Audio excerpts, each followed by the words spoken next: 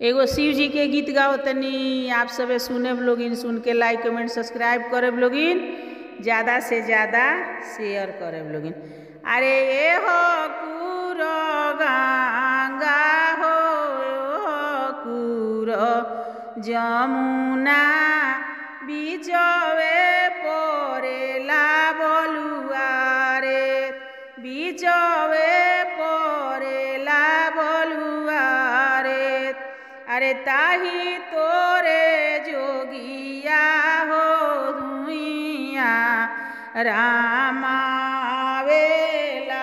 गौरा बेटी पानी भोरे जास, गौरा बेटी पानी भोरे जास। एको हाथे धोइले जोगी गौरा के आचारावा, दूसरे हाथे धोइले दहिन बा, दूसरे हाथे धोइले दहिन बा। अरे छोड़ू छोड़ू जोगिया हो हमारो आचारावा, आमा जो तो होई है बाट। अरे छोड़ू छोड़ू जोगिया हो हमरो दहिन बहिया, दीदिया जो हो तो होई है बाट, दीदिया जो हो तो होई है बाट। बटिया जो हो तो होई है छतिया फाटो तो होई है नाए ना ढोर तो होई है लोर। बटिया जो हो तो होई है छतिया फाटो तो होई है नाए ना ढोर तो होई है लोर।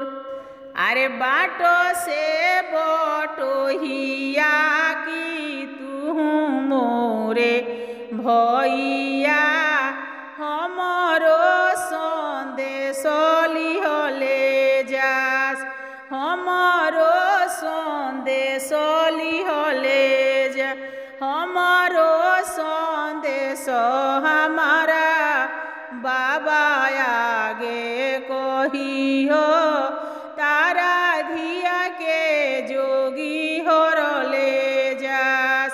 अरे हमारो संदेश हमारा भैया आगे कही हो, तारा दीदी के जोगी हरले जास, तारा दीदी के जोगी हरले जास। अरे बाबा हमरो का टीले हरी हरी बासावा, भैया साजिले तेलावार, भैया साजिले तेलावार। अरे एहित तेलवार कटब जोगिया तो पसिया के, मोरा दीदी के जोगी हरले जास, मोरा दीदी के जोगी हरले जा। जनी बाबा मारहु जनी गरियावहु,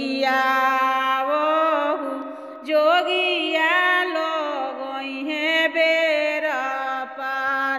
जनी भैया मारहु जनी गरिया वहु, जोगी संगे लिखल बाबिया, जोगी संगे लिखल बाबिया।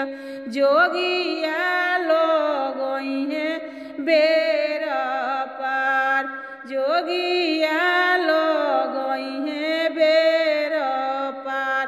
आप सभी के गाना सुनने के लिए धन्यवाद।